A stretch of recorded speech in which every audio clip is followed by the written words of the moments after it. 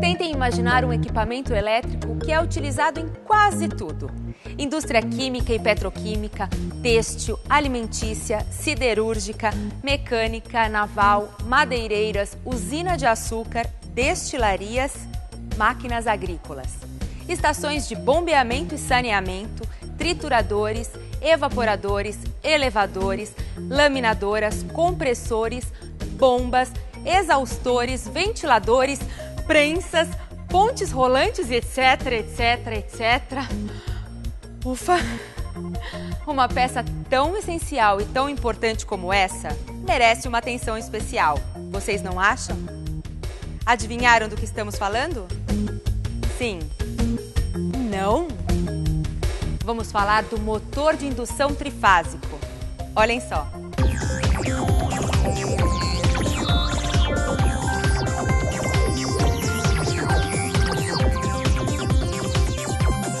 Fim do século XIX, o croata Nikola Tesla, grande cientista dos campos da engenharia mecânica e da eletrotécnica, dá a partida na invenção do motor trifásico.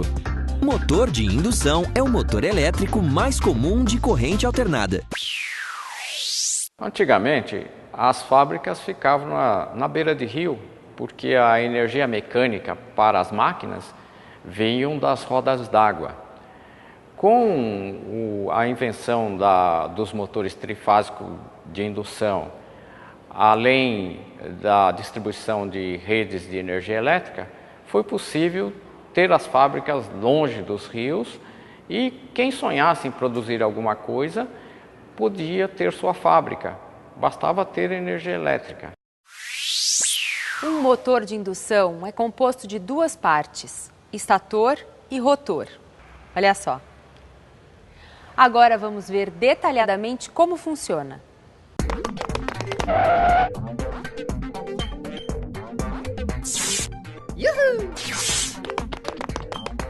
No motor de indução, o espaço entre o estator e o rotor é denominado entreferro. O estator constitui a parte estática e o rotor a parte móvel.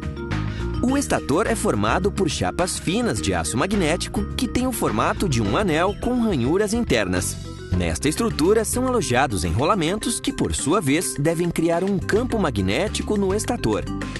O rotor também é composto de chapas finas com o formato também de anel e com os enrolamentos alojados longitudinalmente. Veja agora a construção de um motor de indução com quem entende do assunto. A construção de um motor elétrico, um motor de indução em particular e os trifásicos, compreendem algumas etapas. A etapa de caldeiraria, ela compreende então a construção bruta da máquina e ela parte de chapas de aço que vêm na forma de placas, né, das usinas que fornecem aço aí, por aí, né? Uma vez cortadas as peças, você tem os componentes individualmente já cortados e disponíveis. Uma segunda etapa, ainda dentro da caldeiraria, é fazer a montagem desses componentes. Então você começa a montar os componentes formando uma carcaça, por exemplo, do motor elétrico, uma tampa que vai suportar os mancais posteriormente. A segunda etapa, que é a usinagem, ela objetiva colocar aquelas peças que foram construídas na caldeiraria nas suas dimensões finais. Da mesma forma, o eixo é um outro componente importante do motor elétrico. Ele vem da usina na forma de barras cilíndricas em bruto e essa barra tem que ser desbastada e conformada para adequar a montagem sobre ele do núcleo posteriormente e que permita ainda mais à frente a montagem dele como um componente final. A terceira etapa é uma das etapas que é específica do motor elétrico trifásico, que é a fabricação do seu núcleo. O núcleo de um motor elétrico ele é constituído de lâminas de aço silicioso e essas lâminas elas devem ser então cortadas, né, na formato circular e sobre esse formato circular são executadas ranhuras onde posteriormente serão alojadas as bobinas ou as barras do rotor. Bom, a quarta fase ela compreende mais uma etapa que é específica da fabricação do motor elétrico, o que a gente chama de enrolamento ou bobinagem, que são sinônimos. Colocação dos fios, né, ou dos condutores elétricos dentro do núcleo.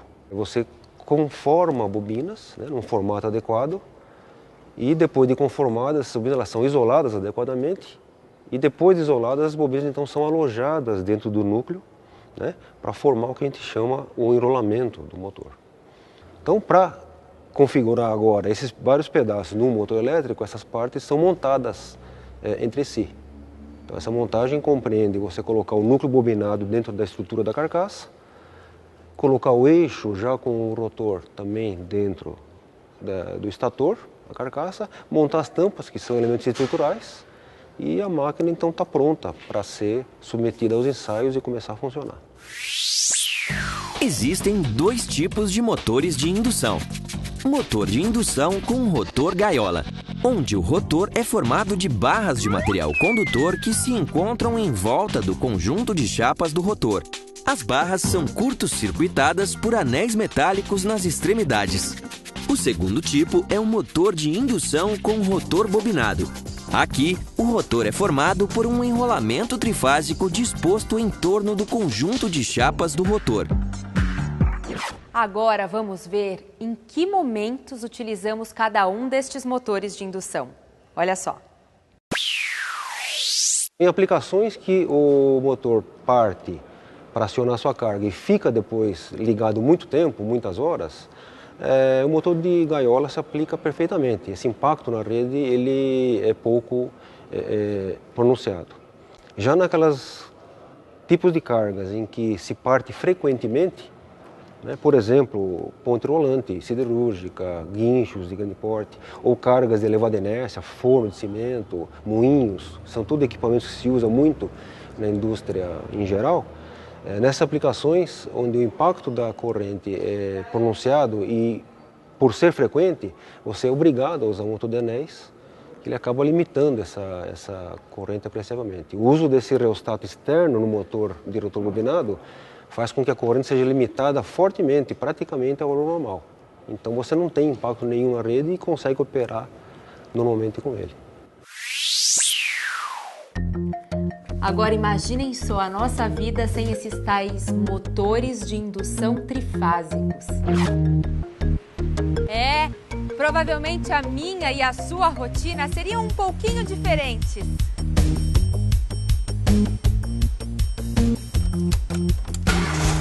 Nada de elevador, nem de escada rolante, nem de ventilador. Isso para falar apenas de uma parte prosaica do dia.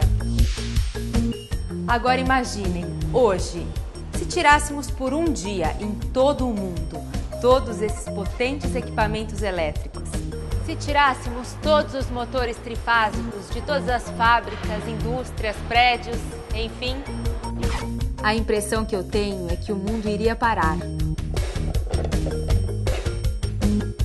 Já imaginaram? Bom, a gente fica por aqui. Até a próxima. Tchau!